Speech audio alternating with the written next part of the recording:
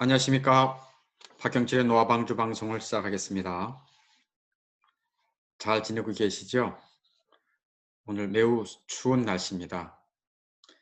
1월 8일 금요일, 서울 날씨가 영하 17도라고 하는데 추운 날씨에 감기 조심하기 바랍니다.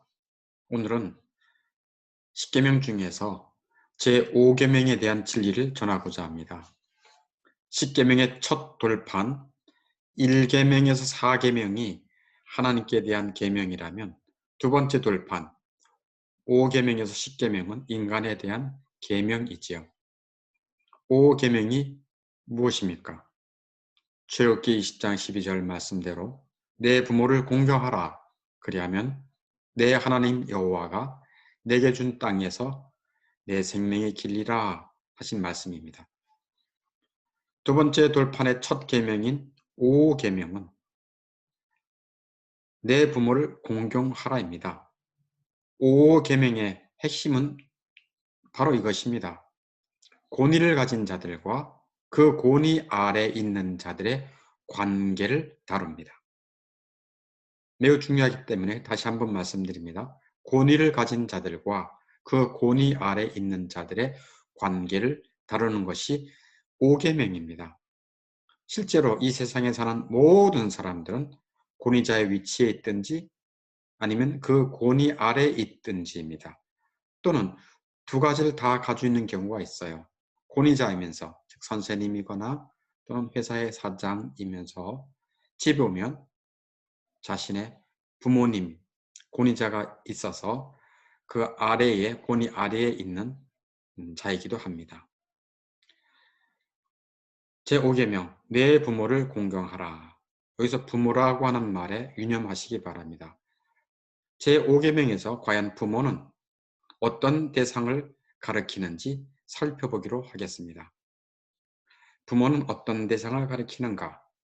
첫째, 가정과 관련하여, 둘째, 교회와 관련하여, 셋째, 세속정보와 사회와 관련하여 말씀드리겠습니다. 첫 번째, 가정과 관련하여 부모는 자녀를 낳은 친부모입니다. 자녀를 낳은 친부모입니다.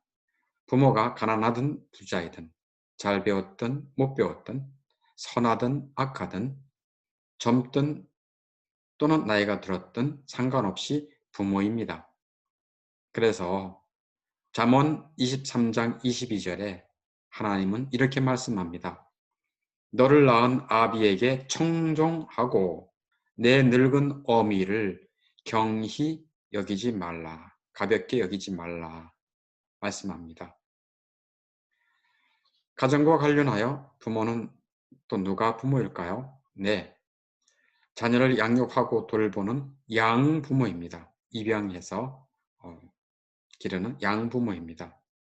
예수님은 마리아를 어머니다라고 불렀습니다. 또 어떤 것이 있을까요? 네, 시아버지, 시어머니 또는 장인, 장모를 말합니다. 모세는 장인 이드로에게, 룻은 시어머니 나오미를 부모로 공경하였습니다. 가정과 관련하여 여러 가지 부모의 대상이 있다는 것을 살펴보았고요. 두 번째로는 교회와 관련하여 살펴보도록 하겠습니다. 교회와 관련하여. 네, 교회와 관련하여는 목사를 영적 부모라고 말합니다. 바울은 스스로 일컬어 고린도 교인들의 아버지다, 영적 아버지다라고 말했습니다. 고린도전서 4장 15절에 그리스도 안에서 일만 스승이 있으되 아버지는 많지 아니하니 그리스도 예수 안에서 내가 복음으로 너희를 낳았음이라.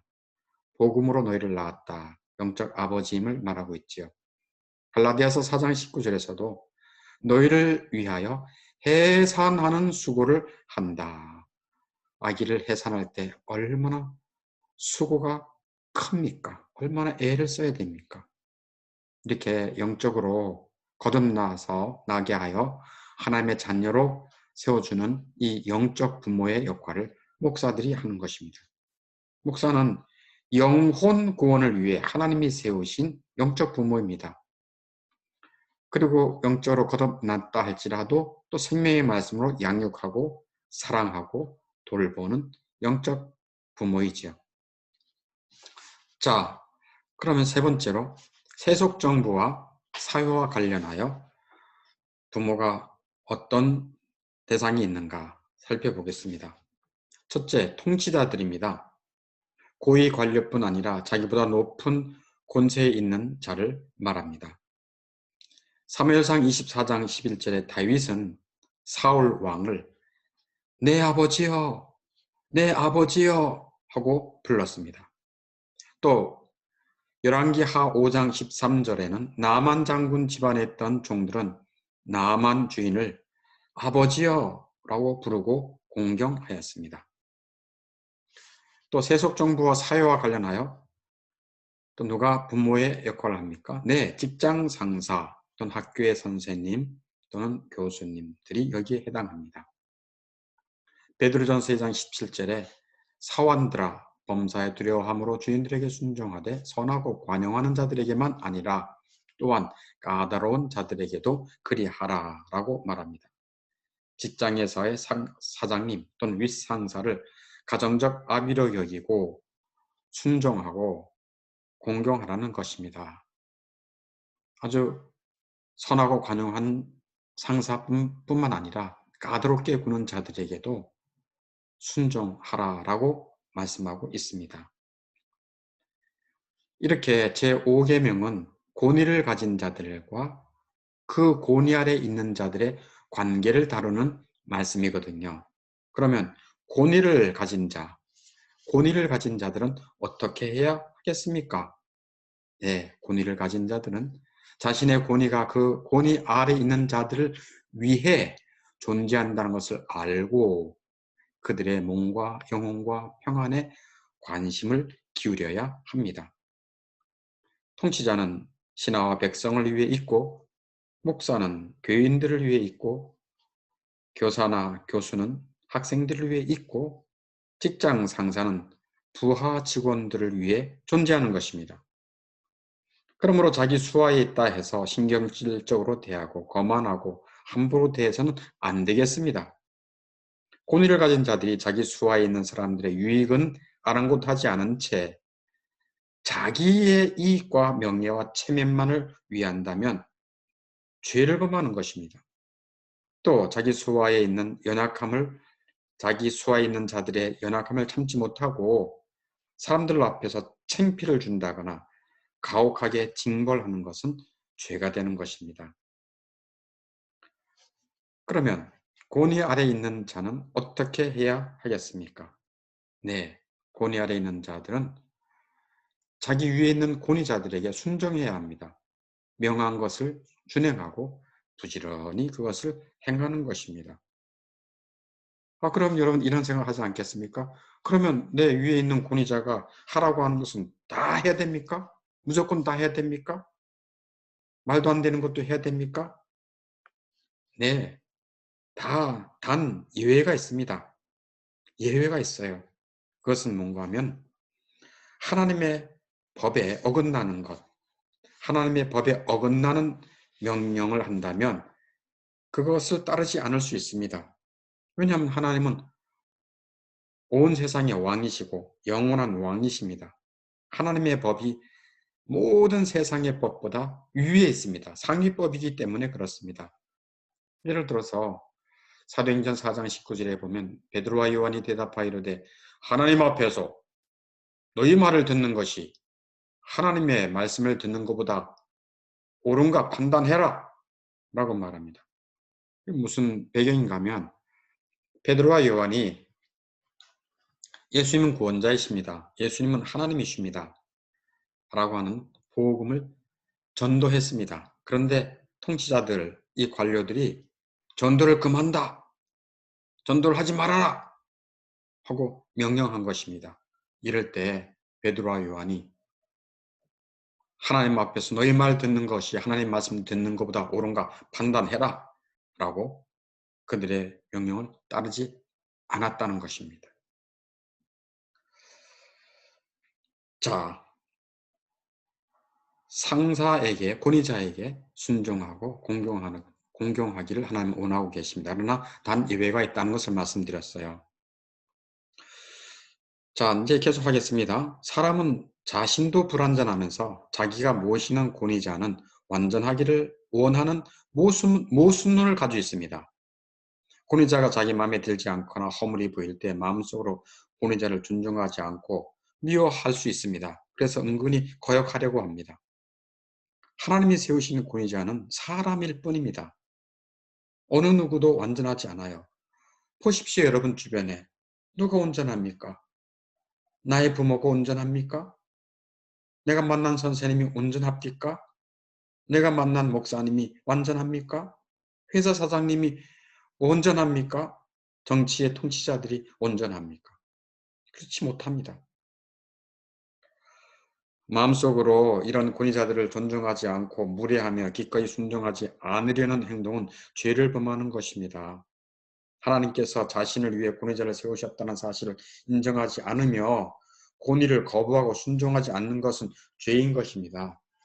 그래서 권위자의 말을 무시하고 불평을 일삼고 대꾸하고 언쟁을 하고 또 더 나아가서 윗사람을 윽박지르고 좌지우지하려는 악한 사람들도 적지 않습니다. 하나님은 권위 아래에 있는 자들은 권위자의 명령을 따르라, 순종해라 라고 명령하고 계십니다. 에베소서 6장 1, 2절에 보면 자녀들아 주 안에서 너희 부모에게 순종하라 이것이 옳으니라 내 아버지와 어머니를 공경하라 이것은 약속 있는 첫 계명이니 이로써 네가 잘되고 땅에서 장수하리라 라고 말씀합니다. 그러니까 부모를 잘 순종하고 공경하면 땅에서 잘 된다는 것입니다. 그리고 건강하게 장수한다는 것입니다. 얼마나 아름다운 약속입니까? 하나님은 약속에 신실하시기 때문에 반드시 지키심을 기억하기 바랍니다. 또 골로새서 3장 22절에 보면 종들아 모든 일에 육신의 상전들에게 순종하되 사람을 기쁘게 하는 자와 같이 눈가림만 하지 말고 오직 주를 두려워하여 성실한 마음으로 하라라고 말합니다. 부모의 권위 아래 있는 자녀나 또는 다른 권위자가 어떤 자들이 있습니까? 네, 목사, 회사 상사, 학교 선생님, 대학교의 교수, 뭐 이런 사람들입니다. 다른 권위자 아래 있는 자는 불순종과 반항으로 부모와 권위를 가진 자들을 슬프게 만들어서는 안 됩니다. 권위자의 말을 듣지 않고 불복할 때 그들이 느낄 슬픔과 어려움을 조금이라도 생각해 보셨습니까? 얼마나 힘들어 하겠는지 조금이라도 생각해 보셨나? 그런 말씀입니다. 자, 지금 말씀하는 것은 참 좀 경각심이 큰 건데 한번 잘 마음속에 새길 수 있었으면 좋겠습니다. 이렇게 자녀가 권위자의 말을 메롱 하면서 듣지 않지요. 불순종이죠. 권위 아래 있는 자가 권위자에게 불순종과 반항하는 행위는 하나님과 인간 사이를 향한 공격이다 라고 말합니다. 개혁주의자 목사님들은 이렇게 말을 합니다. 권위 아래 있는 자가 권위자에게 불순종과 반항하는 행위는 하나님과 인간 사이를 향한 공격이다 라고 말합니다. 하나님이 세우신 권위 질서에 정면으로 배치되는 것으로 모든 가증한 것들 중에 가장 가증한 것이다 라고 말합니다. 그러므로 이런 자들은 하나님의 진노를 면치 못합니다. 하나님의 법을 거스린 자들은 하나님이 선언한 저주와 심판을 받게 됩니다. 잠언 30장 17절에 보니까 아비를 조롱하며 어미히 순종하기를 싫어하는 자의 눈은 골짜기에 까마귀에게 쪼이고 독수리 새끼에게 먹히리라. 굉장히 잔인하게 멸망한다는 말씀이죠. 또 신명기 27장 16절에 보면 그의 부모를 경홀히 업신여기는 거죠. 그의 부모의 말을 듣지 않고 반항하고 불순종하는 거죠. 그의 부모를 경홀히 여기는 자는 저주를 받을 것이다 라고 말합니다. 이런 자들은 이 땅에서 뿐만 아니라 영원토록 저주를 받습니다. 성경에는 그런 예가 적지 않습니다. 그 첫 번째 예가 가나안 족속의 조상인 함이 있습니다. 함은 노아의 아들이었죠. 노아가 술을 먹고 하체를 벗어 던지고 부끄럽게 자고 있었을 때 함은 그것을 덮어주거나 가리지 않았습니다. 그런 말미암아 그의 모든 후손들은 하나님의 저주를 받았어요. 나중에 노아가 일어나서 자기에게 향한 함의 그 불손한 태도를 보고 노아는 가나안을 이 함을 저주합니다. 가나안 족속이 함이죠. 그래서 이렇게 말합니다. 노아가 가나안은 저주를 받아 그의 형제의 종이 되기를 원하노라 하고 창세기 9장 25절에 말씀하고 있어요.